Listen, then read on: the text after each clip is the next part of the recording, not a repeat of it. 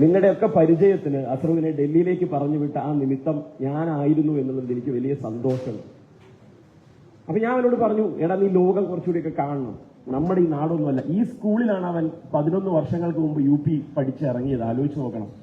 ഇതേ സ്കൂൾ കെട്ടിടത്തിൽ നിന്ന് 7ാം ക്ലാസ് കഴിഞ്ഞ് ഇറങ്ങിപ്പോയ ഒരുത്തൻ അവന്റെ അനുശോചനം കൊള്ളാൻ വേണ്ടി ഇതേ സ്കൂളിലേക്ക് കയറി വന്ന മഹത്തുക്കളായിട്ടുള്ള ആളുകൾ ആരൊക്കെയാണെന്നാണ് ആലോചിക്കേണ്ടത്.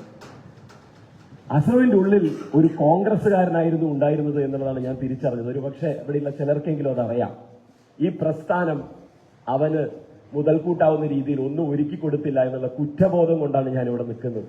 വിദ്യാർത്ഥി പ്രസ്ഥാനത്തിന്റെ ഭാഗമായിട്ടൊക്കെ, ദേശീയ ബോധത്തിന്റെയൊക്കെ ഭാഗമായിട്ടൊക്കെ ഒരുപാട് സംസാരിക്കുന്ന അസ്രു ഉള്ളിൽ കോൺഗ്രസ് ആയിരുന്നു എന്നുള്ളത് അസ്രുവിനെ അറിയുന്ന കുറച്ചു പേർക്കെങ്കിലും അറിയുന്നതാണ് ഞാൻ മനസ്സിലാക്കുന്നത്. പക്ഷേ എന്നോട് പറഞ്ഞിരുന്നു, പിന്നെ അവിടേക്ക് എത്തിയ ശേഷം, ഡോക്ടറെ ഞാനിവിടെ കുറെ കാര്യങ്ങളുമായിട്ട് സജീവമായിട്ട് ഇടപെടുകയാണ്, സിവിൽ സർവീസ് കയ്യിൽ നിന്ന് പോവോന്ന് പേടിയുണ്ടെന്ന്.